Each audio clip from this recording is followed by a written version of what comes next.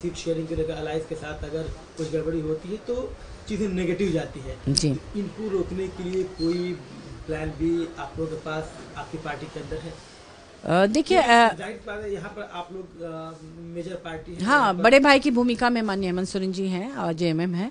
दरअसल देखिए ऐसा है ना कि इंडिया अलायंस की जो मीटिंग्स होती रही हैं नेशनल लेवल पर भी, कहीं में मैं भी उपस्थित थी, तो उसमें मैंने देखा तमाम बड़े नेता एक ही बात को कहना चाह रहे थे घुमा फिरा के कि हमारा लक्ष्य है मैक्सिमम सीट जीतना, और जीतने की गारंटी जो कैंडिडेट दे सकता है वो कैंडिडेट जिस भी पार्टी के हैं उनको टिकट मिलना चाहिए, ये बात है। मान लीजिए कि कहीं कोई, जैसे पिछले 2019 के चुनाव में हम लोगों को सफलता क्यों मिली थी, इसलिए मिली थी कि वहाँ पर देखा गया कि कौन सिटिंग है एमएलए, जो सिटिंग है उनको तो मिलना ही है, और जो पिछले चुनाव में जो सेकंड पोजीशन में थे तो उनको मिला, और जो सिटिंग थे उनको मिला। मतलब सिटिंग अगर अपोजिशन का कोई था तो वहाँ पर जो अपोजिशन के बाद सबसे पहला नंबर लाया उसी को दिया गया। समझ रहे हैं ना कि कहीं अगर बीजेपी के एमएलए हैं तो वहाँ पर बीजेपी के बाद जिसको सबसे ज़्यादा जो स्कोर किया था उसको टिकट मिला। तो वो चीज़ इस बार भी मुझे लगता है कि इस तरह का ही कुछ किया जाएगा ताकि मैक्सिमम सीट निकले। सिर्फ किसी को संतुष्ट करने के लिए, किसी को खुश करने के लिए निश्चित रूप से कोई भी पार्टी टिकट नहीं देगी। वो देखेगी कि कौन सबसे ज़्यादा जीत का भरोसा दिला सकता है, कौन क्षेत्र में सबसे ज़्यादा मेहनत कर चुका है, किस किस क्षेत्रों में पैठ है। कई बार होता है ना कि जनता के साथ अच्छा रिलेशन बना के रखना भी बहुत महत्वपूर्ण होता है।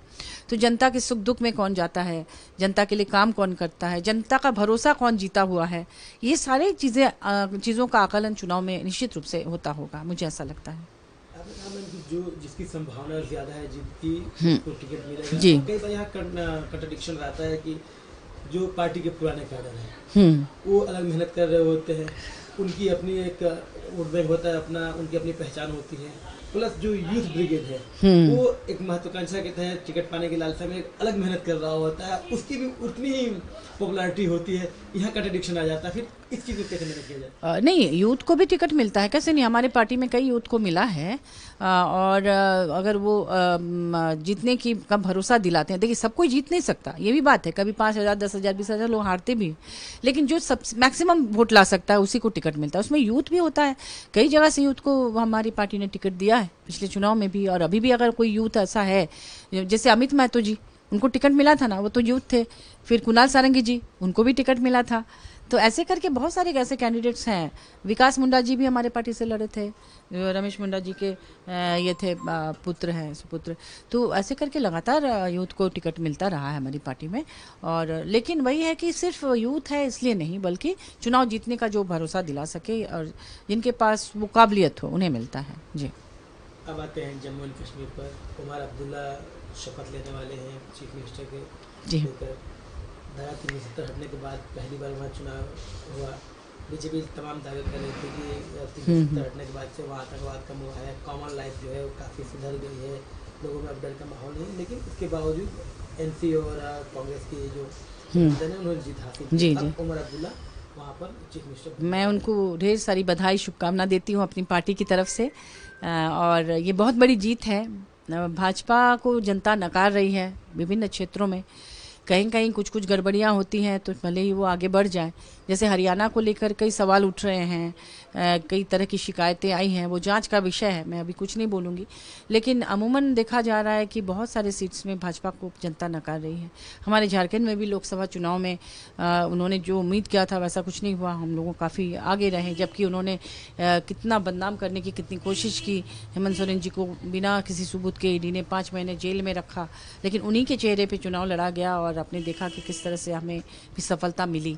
आने वाले चुनाव में भी उन्होंने जो काम करके दिखाया है उसके आधार पर निश्चित रूप से हेमंत सोरेन जी ही चेहरा होंगे झारखंड के, और हम फिर से जीतेंगे और फिर से हमारी सरकार बनेगी। जम्मू कश्मीर एक यूनियन टेरिटरी है, वहाँ का सीएम होना एक चैलेंज है जी। खुद उमर अब्दुल्ला भी मानते हैं। अभी हाँ, पहले उनका बयान आया था कि यूनियन टेरिटरी का सीएम होना एक चैलेंज है। जी। अब इसका कंपेयर थोड़ा सा दिल्ली से करते हैं। दिल्ली से, हाँ। दिल्ली भी यूनियन टेरिटरी जी। है, आम आदमी पार्टी की सरकार है, हाँ। केजरीवाल वहाँ पर सीएम थे, अभी आतिशी है। एलजी का वहाँ पर एलजी होते हैं, मेकिंग में देखा जाता है कि स्टैंड ऑफ की सिचुएशन होती है। जी। उमर अब्दुल्ला मान चुके हैं कि चैलेंजेस आएंगे, क्या वहाँ भी एलजी वर्सेस मुख्यमंत्री होगा? देखिए, ऐसा नहीं होना चाहिए। मुझे लगता है कि अगर जनता चुन के भेजती है किसी को, मुख्यमंत्री कोई बनते हैं, तो उन्हें फ्री हैंड देना चाहिए डेवलपमेंट के लिए। इसमें क्या होता है कि फिर आप उन्हीं को दोष देंगे कि आपने काम नहीं किया और काम करने नहीं देंगे। दिल्ली में भी यही हुआ कि इन लोगों ने इतना अच्छा काम किया शिक्षा के क्षेत्र में, स्वास्थ्य के क्षेत्र में, कि पूरा मिसाल बन गया पूरे देश के लिए।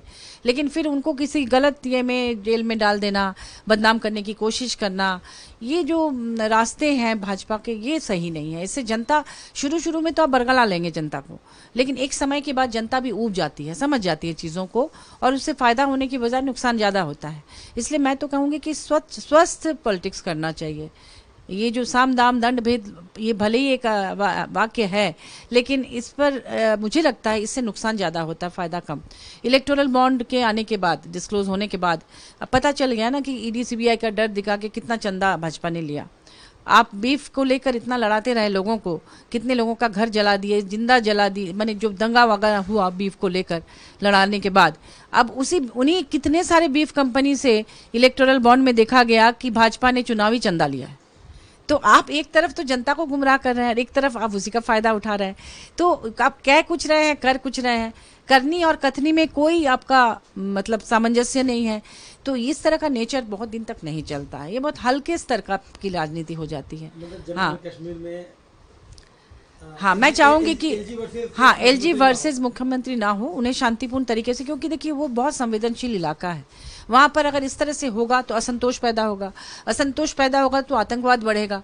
तो आतंकवाद ना बढ़े, बल्कि वहाँ की सरकार को शांतिपूर्ण तरीके से वहाँ की युवाओं को अपने कॉन्फिडेंस में लेके उनके डेवलपमेंट के लिए काम करना देना चाहिए, करने के लिए, ताकि वो जो युवा भटक रहे हैं, अगर कोई कंट्री उनको भड़का भी रहा है तो उनको अगर स्टेट फैसिलिटी देगी, अगर उनको अच्छा रोजगार देगी, लोन देगी सब्सिडी में, कि वो अपना अच्छा व्यवसाय कर सके, अपने पैरों पे खड़ा हो सके, तो कौन पेरेंट्स चाहते हैं कि उनके बच्चे भटके? वो तो चाहेंगे ना कि वो भी पढ़ लिख के या अच्छे रोजगार से जुड़ के ये करे। तो अगर स्टेट उसमें सहयोग करेगी तो निश्चित रूप से वो लोग नहीं भटकेंगे। अब मैं एक उदाहरण देना चाहूंगी कि भाजपा के कार्यकाल में हमारे झारखंड में महिला तस्करी अपने चरम पर थी, पूरे देश में झारखंड बदनाम था, और कितने सारे ट्रैफिकर्स थे जो यहाँ की लड़कियों को नौकरी देने का झांसा देके 1000, 2000, 5000 की नौकरी का झांसा देके दूसरे राज्य में ले जाते थे और उनका हर तरह से शोषण करते थे।